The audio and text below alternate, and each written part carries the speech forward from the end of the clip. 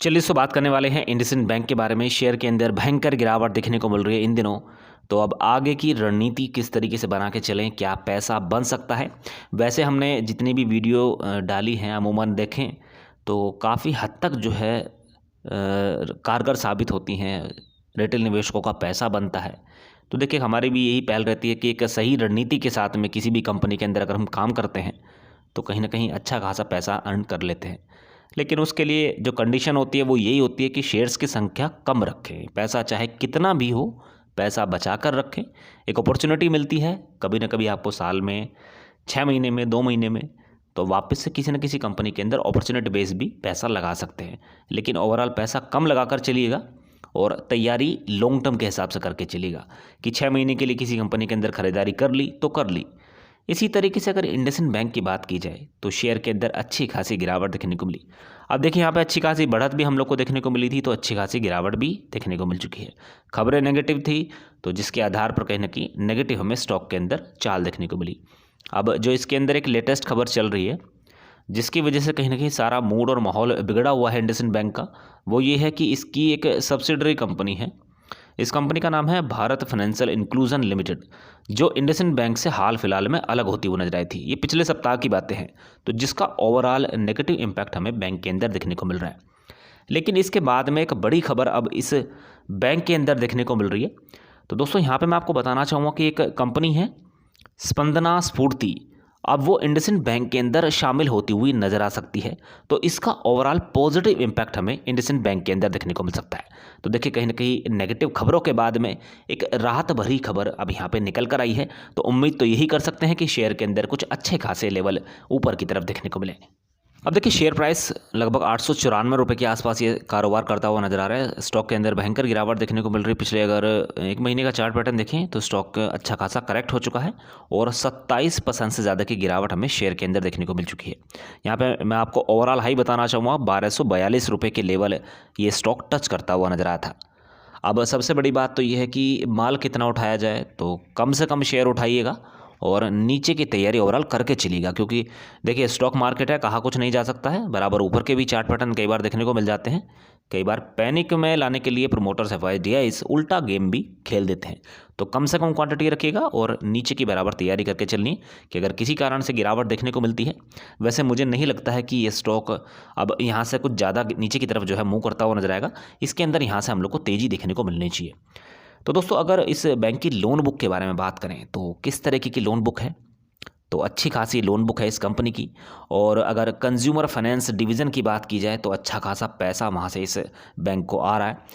तो लगभग 57% की अर्निंग होती है वहाँ से, और अगर रेस्ट करें तो लगभग बाकी की लगभग 43% की अर्निंग जो है वहाँ से इस बैंक को हो रही है। अब अगर सेक्टर वाइज देखें तो व्हीकल्स से लगभग 29% के आसपास अर्निंग हो रही है और नॉन व्हीकल सेगमेंट से लगभग 17% की अर्निंग हो रही है। माइक्रो फाइनेंस की बात करते हैं तो 11% का पैसा आ रहा है। मिड साइज कॉर्पोरेट्स की बात करें तो 21% की अर्निंग इस बैंक को हो रही है। लार्ज कॉर्पोरेट्स की बात करते हैं तो 20% की अर्निंग इस बैंक को वहाँ से हो रही है। इसी तरीके से स्मॉल कॉर्पोरेट की बात करें तो 2% की अर्निंग इस बैंक को वहाँ से होती हुई नजर आ रही है। अब अगर कॉर्पोरेट लोन बुक की बात की जाए तो वो भी अच्छी खासी है, उसके अंदर भी लगातार बराबर हम लोग को ग्रोथ देखने को मिल रही। देखिए जो बैंक की स्थिति हम लोग को देखने को मिला करती थी अब से लगभग ठीक 5 साल पहले 4 साल पहले, तो काफ़ी कुछ बदलाव आ चुका है। तो ये सारी चीज़ें लॉन्ग टर्म के हिसाब से अगर देखें तो बढ़ती हुई नजर आने वाली हैं। अब देखिए दूसरी बड़ी बात जो इस बैंक के अंदर देखने को मिल रही है, मार्केट वैल्यूएशंस की बात करते हैं तो 69,325 करोड़ का ये बैंक है। तो कोई छोटा मोटा बैंक नहीं है, वैल्यूएशंस अच्छी खासी है। बराबर ये बैंक हम लोग को डिविडेंड प्रोवाइड करा रहा है। साथ ही में अगर फेस वैल्यू की बात करें तो 10 की है। तो फ्यूचर में ये भी संभावना है कि शेयर प्राइस बढ़ेगा तो कहीं ना कहीं ये स्टॉक स्प्लिट भी हो सकता है। हाल फिलहाल में गिरावट देखने को मिल रही, काफ़ी सारे लोग पैनिक में हैं। यहाँ पे अगर मीडियन सेल्स की बात करते हैं तो पिछले 10 सालों के अंदर लगभग 21.34% के आसपास निकल कर आ रही है। हाल फिलहाल में प्रोमोटर्स की होल्डिंग के अंदर भी दिक्कत देखने को मिली। प्रोमोटर्स की होल्डिंग गिरती हुई नजर आई, लगभग 15.92% के आसपास हम लोग को दिखाई दे रही है। आपको पता है कि हाल में Q2 के रिजल्ट डिक्लेयर हुए थे इस बैंक के, तो जो रेवेन्यू था वो हमें क्वार्टर ऑन क्वार्टर बेसिस पे बढ़ता हुआ नजर आया था। तो यहाँ से तो हम लोग को पॉजिटिव संकेत देखने को मिल रहे हैं। और अगर प्रॉफिट की बात करें तो प्रॉफिट के अंदर भी गजब का मूवमेंट देखने को मिला। लगभग 1114 करोड़ का प्रॉफिट ये बैंक जनरेट करता हुआ नजर आया था। पिछले वाले क्वार्टर में मात्र 975 करोड़ का ही प्रॉफिट इस बैंक को हुआ था। यहाँ पे अर्निंग पर शेयर भी बढ़ रहा है और अगर एनपीए की बात करते हैं तो एनपीए के अंदर गिरावट देखने को मिल रही है।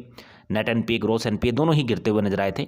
अब अगर यहाँ पे शेयर होल्डिंग पैटर्न्स की बात करें तो खरीदार किस तरीके के हैं, इसके अंदर खरीदारी किस तरीके की जाती है, तो प्रमोटर्स की होल्डिंग है लगभग 16% की, 16.54% की है प्रमोटर्स की होल्डिंग।